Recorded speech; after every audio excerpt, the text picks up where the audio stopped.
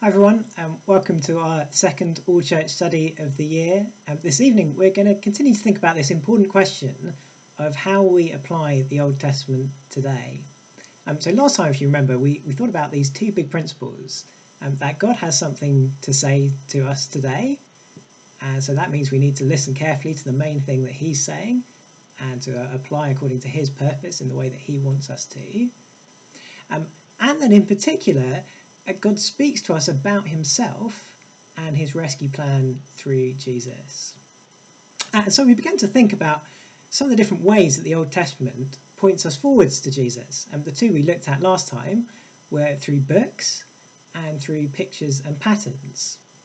And today we're going to look at two more ways that the Old Testament does that. We're going to think about laws primarily, and then a little bit about promises as well. I don't know what you made of that discussion question. You might have had someone ask you something similar to that. I've certainly had a few people ask me something like that before. I think that clip from Friends actually illustrates the problem with that accusation, though. You might have been wondering what on earth Friends has to do with applying the Old Testament. And the point of that clip is to show what happens when you don't read instructions in their proper context. Okay, so Rachel there ends up following two discrete, different sets of instructions as if they're all meant to be taken together, and because she hasn't read the pages in between that were stuck together. And so that means she misses the fact that in between, actually something very big happens, a very big change happens. A whole new recipe begins. We're going to see that actually something similar happens in the Bible. When Jesus comes, a massive change occurs, which affects how we read the instructions that were given before he came. Now, that's not to say that commands in the Old Testament don't have any relevance for us. Last time we made a big deal of the fact that Paul says in 1 Corinthians, everything that happened to Israel was written down for our instruction. And God still speaks to us and instructs us through every part of the Old Testament. But the question we need to dig a little bit deeper into is, how does he speak to us through them? Some of you, I'm sure, will have seen something like this very helpful diagram before. And the way that God speaks to us in the Bible isn't in a direct line straight from him to us.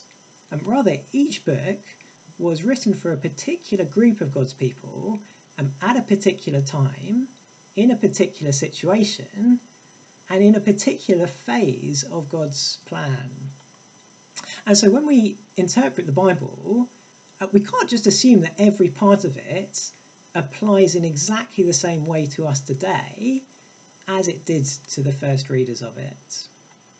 And rather, we need to first work out to what extent the situation we're in today is similar and to what extent it's different to theirs.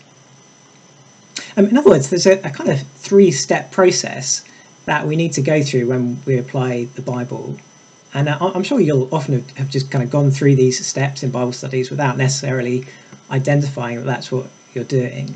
But to make them explicit, first we need to work out what the passage meant for them then, for the first readers of the book. Then we need to ask the crucial question, how is my situation similar to theirs, and how is it different?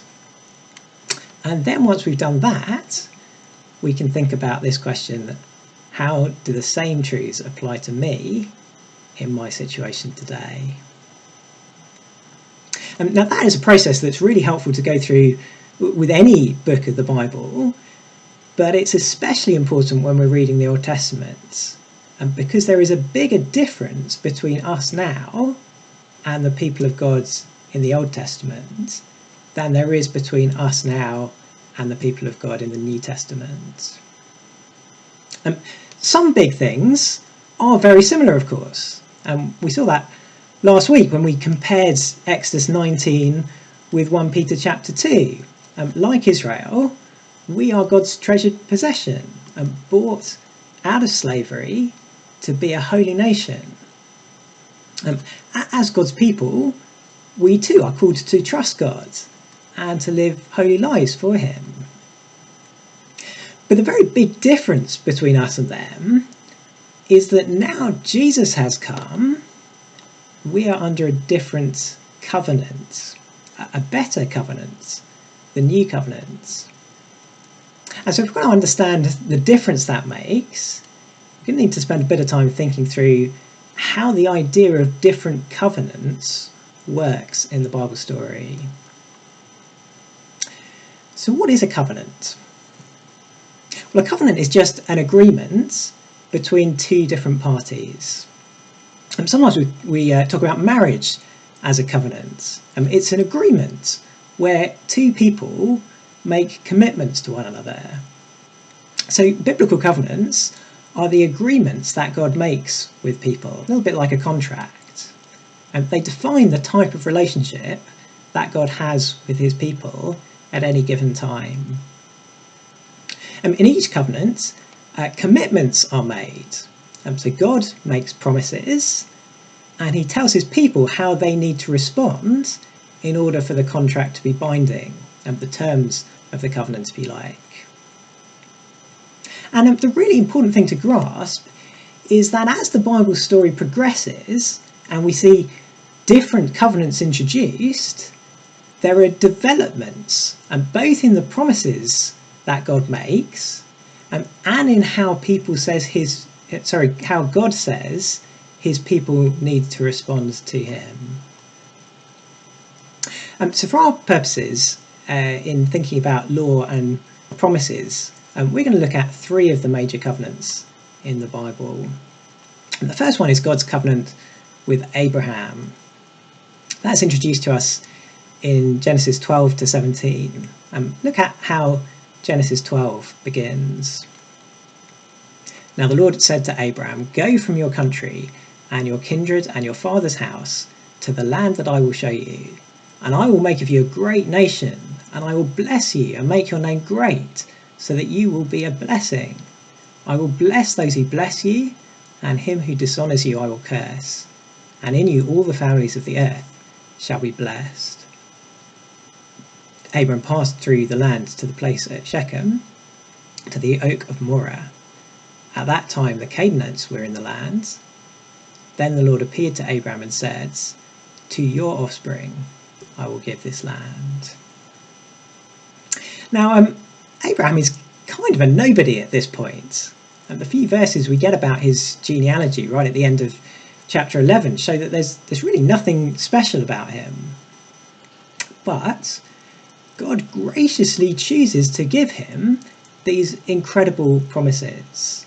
That God would make him into a great nation, that he'd bless his family and the whole earth through him, and that he'd give them a land, this land of Canaan. God makes these amazing commitments to Abraham. And what does Abraham have to do? Well, nothing at all, really. The implication of verse 1 is he just has to go. He just has to believe that God is going to do all this for him. And in case we're any doubt about that, a few chapters later, God makes that point abundantly clear. He repeats the promise to make Abraham into a great nation, verse 5. Abraham believes God, and then in verse 8 he asks God how he can be sure he's going to get the land God has promised. And what follows is this quite strange scene where Abraham cuts some animals in half.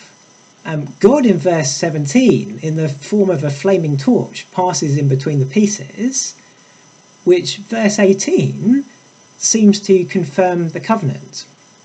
And that all sounds rather peculiar to us, but in those days, walking between slaughtered animals was the common way that you signed up to a covenant.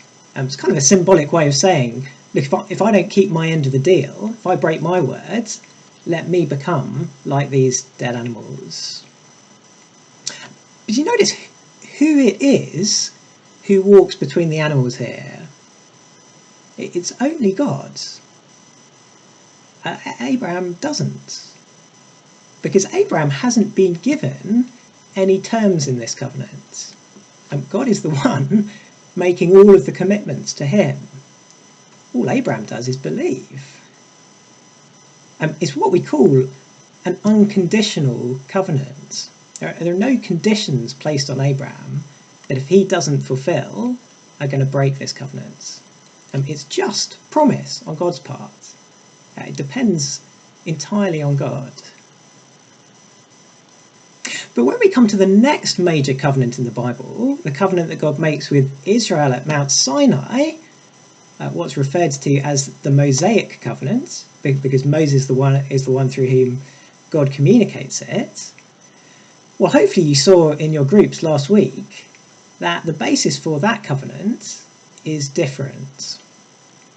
Again, God makes amazing promises, saying that he's prepared to make Israel, out of all the nations on earth, to be his own treasured possession, to have an intimate relationship with them. Only this time, there is a condition attached. Verse 5. Therefore, if you will indeed obey my voice and keep my covenant, you shall be my treasured possession among all peoples. God makes commitments, but now Israel have to make commitments as well. And they have to obey the terms that God is going to set out over the next 4 chapters of Exodus. And there's a law that they need to keep.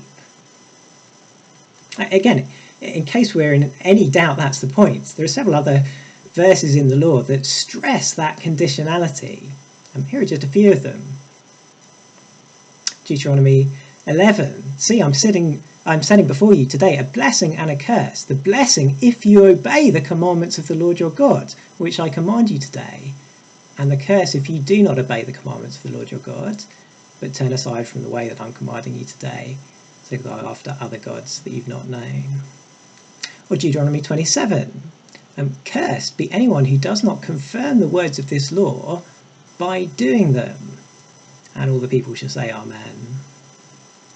Or look at Leviticus 18. You shall therefore keep my statutes and my rules. If a person does them, he shall live by them. I am the Lord. And those last 2 quotations there are verses cited by Paul in the letter to the Galatians to explain the conditional nature of the Mosaic covenant to them. It was a big change in the way that God related to his people. It was a conditional covenant, a covenant that depended on human obedience. And because of that, it proved to be a disaster for Israel. And we've already seen in Exodus, with Israel's faithless disobedience in the wilderness, how hopeless human beings are at trusting God enough to obey him because of our sinful nature.